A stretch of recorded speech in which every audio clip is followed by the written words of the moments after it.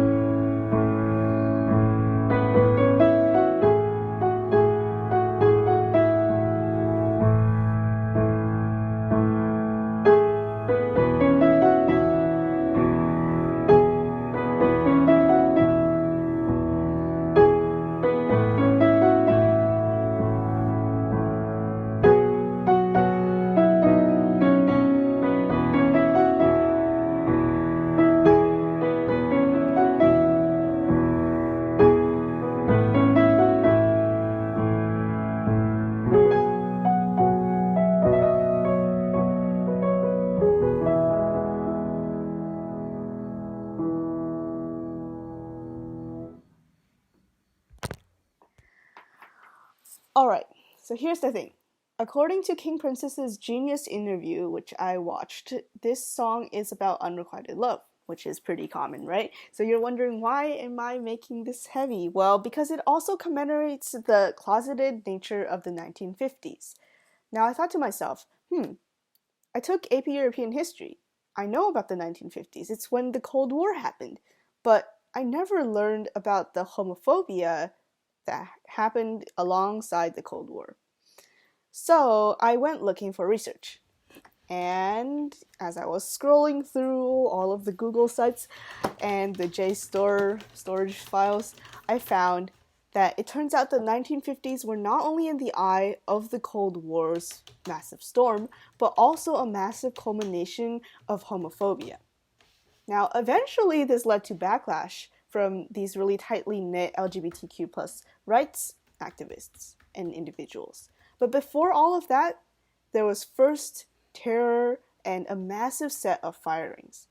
The so-called Lavender Terror, an accusation first made by Senator Joseph McCarthy in conjunction with his Red Terror, also known as the Red Scare, had all possibly queer government officials investigated, and in the end, 91 men and women were fired because of so-called security risks.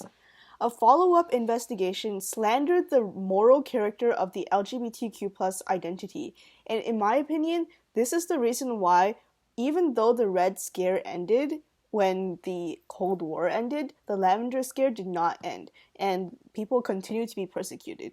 So, despite not finding any evidence of a homosexual American citizen who had betrayed their country, we saw that this follow-up investigation had issued a declaration that anyone who was queer was essentially morally less than those who were straight.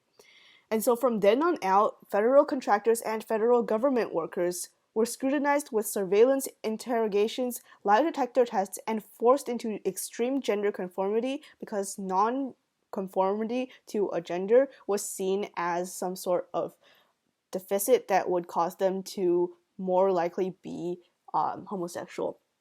And this would only end in 1998 when President Clinton issued Executive Order 13087. Now that was only 20 years from today. That law's only 4 years older than me.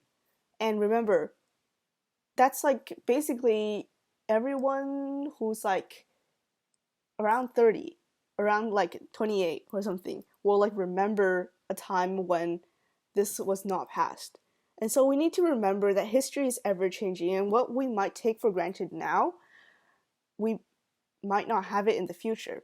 We must be vigilant because even Russia, which we think of as one of the most homophobic countries now, had decriminalized homosexuality in 1993, even before the United States.